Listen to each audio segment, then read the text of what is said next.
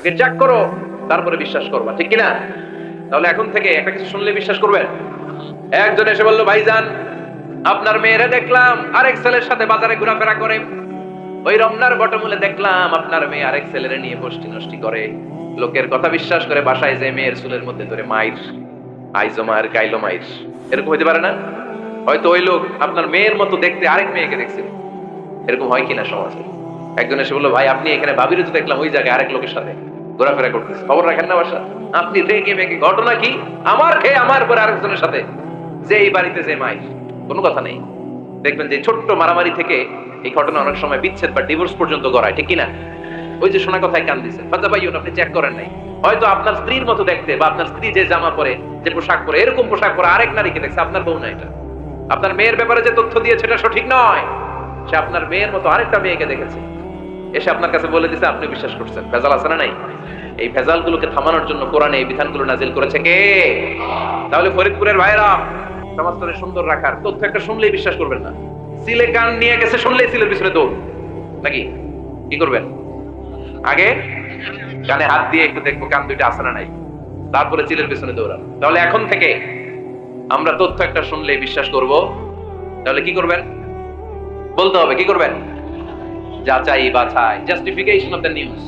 কোন news justification ছাড়া আমরা প্রচার করব, বিশ্বাস করব, শেয়ার করব না। আল্লাহ বললেন, ইয়া আইয়ুহাল্লাযীনা আমানু লা ইয়াসখার কওমুম মিন কওম, ওহে আমার ঈমানদার বান্দারা শোনো শোনো, খবরদার কখনো কোনো মুমিন বান্দারে ঠাট্টা করো না, অবজ্ঞা করো না, ঠাট্টা করো না। তার মনে কষ্ট হয় এমন কোন কথা তারে বলো না। নেভার স্কপ অফ এনিবডি, কাউকে নিয়ে ঠাট্টা করবেন না। তার দেহ নিয়ে, তার আকৃতি নিয়ে, তার বংশ নিয়ে। এক লোকের বাবা ছিল চোর, কিন্তু তার ছেলে অনেক ভালো। আপনি কি তারা বলতে পারবেন তুই চোরের ঘরের চোর? বলতে পারবেন? চুরি করছে বাবা, ওর কি দোষ? কথা বলেন। এগুলো কবিরা গুনাহ। আওয়াজ করে বলেন তো কি গুনাহ? কবিরা। কারো আকৃতি নিয়ে, আমার ফরিদপুরের কলিজার টুকরা যুবক ভাইরা, কারো আকৃতি নিয়ে কখনো অবজ্ঞা করবে না, তুচ্ছ জ্ঞান করবে না। এটা কবিরা গুনাহ, এটা আল্লাহ খুব অপছন্দ করেন। এর কারণ আকৃতিটা আমাদের হাতে নাই। আমাদের কারো নাক লম্বা, কারো খাটো, আমরা কেউ কালো, কেউ সাদা, আমরা কেউ স্মার্ট, কেউ অন্যরকম। তো এই যে আমাদের এক এক ধরনের আকৃতি, এটা কি আমি বানাইছি? আপনি বানাইছেন? দিছে কে? এই জন্য কারো দেহের গঠন নিয়ে যদি আপনি অবজ্ঞা করেন, এটা প্রক্ষান্তরে আপনি স্রষ্টাকে নিয়ে অবজ্ঞা করেন। কারো দেহের আকৃতি নিয়ে যদি আপনি তুচ্ছ করেন, তাকে তুচ্ছ করেন, আমার রবকে আপনি তুচ্ছ করেছেন। চিল্লায় বলেন ঠিক কিনা? খবরদার, তুই কালু, তুই লম্বু, তুই মোটু, তুই কানা, তুই রোহিঙ্গা, আছে না নাই? ইদানিং ইদানিং এটা খুব চলে। এই রোহিঙ্গা নামটা আছে না? ফরিদপুরে এগুলো ঢুকে নাই না? আমাদের ওইদিকে দেখি কি অবস্থা, কারোর সাথে কেউ লাগলে তুই রোহিঙ্গা। কি আশ্চর্য, এই গালি কবে আসলো? হ্যাঁ, অনেক ধরনের গালি। ঢাকায় আরেকটা চলে ফৈন্নির ভূত, কি বলে? এই এগুলো আগে শুনি নাই আমরা, রিসেন্ট এগুলো বলা শুরু করছে। ফৈন্নির ভূত, রোহিঙ্গা না, এগুলো বলে আপনি কাউকে অবজ্ঞা করতে পারবেন? পারবেন না। খবরদার, এটা কবিরা গুনাহ, এটা ছোট গুনাহ মনে করবেন না। কারণ আকৃতি নিয়ে তুচ্ছ করা যায় না, কারণ আকৃতি দান করেছে কে? ওয়াল্লাযী ইউসাউইরুকুম ফিল আরহামি কাইফা ইয়াশা, লা ইলাহা ইল্লা হুয়াল আজিজুল হাকীম। তিনি এমন সত্তা, যিনি তোমাদের চেহারার অবয়ব দিয়েছেন, তোমাদের আকৃতি দান করেছেন তখন যখন তোমরা মায়ের পেটের ভেতরে ছোট্ট জোকের মতো ছিলা। মায়ের পেটের ভেতরে আমরা যখন সবাই এত ছোট্ট, তখনই আমাদের চেহারার আকৃতি দিয়েছে কে? কে সুন্দর হবো, কে ছেলে হবো, কে মেয়ে হবো, কে মোটা হবো, কে চিকন হবো, আমার ইচ্ছা হয়েছে? আওয়াজ করে বলতে হবে, কার ইচ্ছায়? প্রত্যেককে যদি আল্লাহ প্রত্যেকের নিজের চেহারা ডিজাইন করতে দিতেন, আল্লাহ যদি বলতেন তোমার চেহারাটা কেমন হবে তুমি ডিজাইন করো, তাহলে আপনি আপনারা কেমন বানাতেন? হ্যাঁ বলেন, ফরিদপুরের ভাইরা বলেন, সুন্দর করে বানাতেন তাই না? সবচাইতে স্মার্ট, সবচেয়ে সুন্দর করে আমি আমার চেহারাটা বানাতাম যদি আমাকে ডিজাইন করার সুযোগ দেওয়া হতো। কিন্তু এই সুযোগ তো আল্লাহ দেন নাই। ডিজাইন স্বয়ং করে দিয়েছেন কে? কোন নারীকে যদি আল্লাহ বলতে, এই নারীরা তোমাদের চেহারা কার কেমন লাগবে তোমরা বানাও, প্রত্যেক নারী কি করতো? বিশ্ব সুন্দরী করে নিজেকে বানাতো। খুদ ধরার মতো কোনো জায়গা সে নিজের জন্য রাখতো না, ঠিক কিনা? কিন্তু এটা আল্লাহ দেন নাই। এই আকৃতিটা আমাদেরকে সরাসরি দান করেছেন কে? খবরদার, আমাদের অনেকে বিকলাঙ্গ, আমাদের অনেকের হাত ছোট, পা বড়, দেখতে মোটা, কেউ চিকন, কেউ কালো। খবরদার, কারো আকৃতি নিয়ে কখনো কোন অবজ্ঞার সুরে, ঠাট্টার সুরে কোনো কথা আমরা বলবো না। রাজি আছেন? সবাই রাজি আছেন? আল্লাহ রাসূল সাল্লাল্লাহু আলাইহি ওয়াসাল্লামের এক সাহাবী ছিল নাম ইবনে মাসউদ রাদিয়াল্লাহু তাআলা। উনার পায়ের নলা ছিল খুব চিকন, অস্বাভাবিক চিকন, স্বাভাবিক না। তো উনিও এটা ঢেকে রাখতেন, দেখাতেন না কাউকে। একদিন উনি খেজুর পাড়ার জন্য খেজুর গাছে উঠলেন। খেজুর গাছে ওঠার পরে নিচ থেকে সাহাবারা পায়ের চিকন নলা দেখে ফেলছে। দেখে সবাই হাসি, সবাই হেসে কুটি কুটি। বিশ্বনবী বললেন, হেসো না, খবরদার, আমার ইবনে মাসউদের পায়ের চিকন নলা দেখে হেসো না। আমার ইবনে মাসউদের এই পায়ের চিকন নলা যদি মিজানের পাল্লায় উঠিয়ে দেয়া হয়, কিয়ামতের দিন উহুদ পাহাড়ের চেয়েও ভারী হয়ে যাবে। খবরদার, আমার ইবনে মাসউদকে আমার আল্লাহ অনেক পছন্দ করে, তার পা চিকন দেখে তাকে তুচ্ছ করো না। আল্লাহর হাবিব সাল্লাল্লাহু আলাইহি ওয়াসাল্লামের 11 জন স্ত্রীর মধ্যে থেকে একজন স্ত্রী ছিলেন একজন স্থূল আকৃতির, অবেসিটি ছিল, একটু মোটা। ওনার নাম ছিল সাফিয়া রাদিয়াল্লাহু তাআলা আনহা। আম্মা জান আয়েশার সাথে একবার সাফিয়ার ঝগড়া। নবীদের বউদের মাঝে মাঝে মাঝে ঝগড়া হতো, তবে সেটা হতো মধুর ঝগড়া। সুবহানাল্লাহ পড়েন। আম্মা জান আয়েশা রাদিয়াল্লাহু তাআলা আনহার বাসায় একদিন বিশ্বনবী বসা ছিলেন। আরেকজন স্ত্রী, বিশ্বনবীর আরেকজন স্ত্রী রান্না করে কিছু খাবার আম্মা জান আয়েশার ঘরে পাঠিয়েছেন। এক দাসী দিয়ে বলল, যাও এটা আয়েশার ঘরে দিয়ে আসো, কারণ নবী আয়েশার ঘরে। আম্মা জান আয়েশা রাদিয়াল্লাহু তাআলা আনহা বলেন, এগুলো কি? ওই দাসী বলে, তরকারি। কে দিয়েছে? অমুক স্ত্রী। কেন দিয়েছে? আমি কি রান্না করতে পারি না? তোমরা রান্না তোমরা খাও। এই কথা বলে পাতিল সহ উড়ায় মারছেন চেহারা।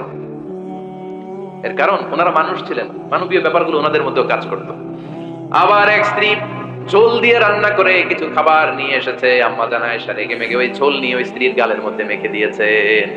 বিশ্বনবীর আরেক বউয়ের গালের মধ্যে ওই ঝোল লাগাই দিচ্ছে।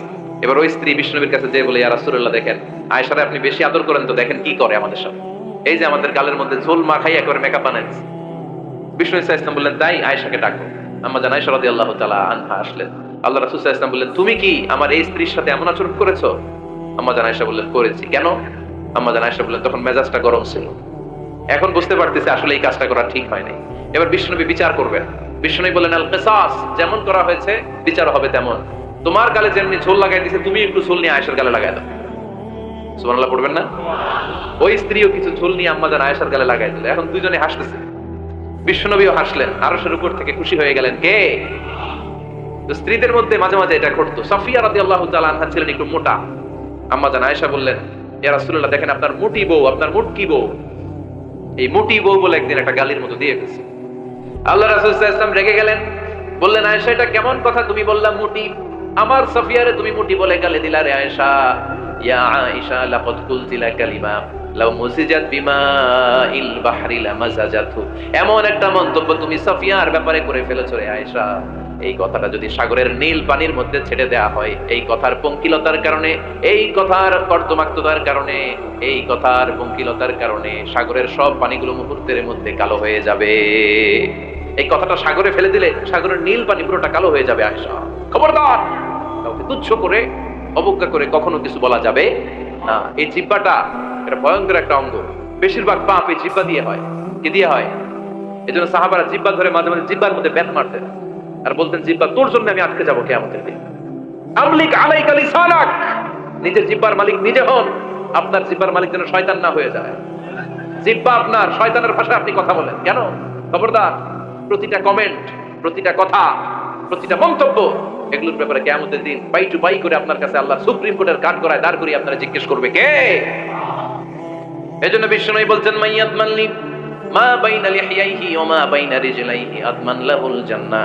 আমার কোন উম্মত যদি দুইটা অঙ্গের গ্যারান্টি আমারে দেয়, আমি আমার উম্মতকে জান্নাতের গ্যারান্টি দেব। দুইটা অঙ্গের, একটা হলো জিহ্বা আর একটা লজ্জাস্থান। দুই চোয়ালের মাঝে যা থাকে লিজ্জা, জিহ্বা, আর দুই পায়ের মাঝখানে যা থাকে লজ্জাস্থান। এই দুইটা অঙ্গের গ্যারান্টি যদি বিশ্বনবীকে আপনি দেন, যে নবী, জিহ্বা আর লজ্জাস্থান, এই দুইটা অঙ্গের কোনো পাপ আমি করব না, নবী বলে, আমি দুনিয়ায় তোমার জান্নাতের গ্যারান্টি দেব। এজন্য জিহ্বাটারে সামলান। যা মনে চায় বলেন। খবর আছে না নাই? খবর আছে। মা ইয়ালফিযু মিন কাউলিন ইল্লা লাদাইহি রাকীবুন আতীদ। যা মুখ দিয়ে বের হয় লিখে রাখার জন্য দুইজন ফেরেশতা রেডি করে রেখেছে। কে? চিল্লায় বলেন। যতদিন আমরা বেঁচে থাকবো ততদিন থাকবে আমাদের কাঁধে। আমরা মরে যাবো, এই ফেরেশতারা উড়াল দিবে, ঠিক কি না? দুই কাঁধে ছিল যে তোমার দুইজনা পাহারা, তোমারে একলা থইয়া পালাইছে তাহারা। তোমার আটকুঠুরি নয় দরজা বন্ধ, এবার হলো রে হলো, মুখে আল্লাহ রসুল সবে বলো, ও মুখে আল্লাহ রসুল সবে বলো। দুয়ারে আইসাছে পালকি নাই হরি গাও তোলো রে তোলো, মুখে আল্লাহ রসুল সবে বলো, ঠিক না? এজন্য সাবধান, আমলিক আলাইকা লিসানাক, নিজের জিহ্বার মালিক নিজে হন। মন যা চায় মুমিন তখন ইচ্ছা মতো মন মতো কোনো মন্তব্য ছুটতে পারে না। বিশ্বাসী বলে যদি নিজেকে দাবি করে, নিজের জিহ্বার মালিক নিজে থাকার দরকার আছে না নাই?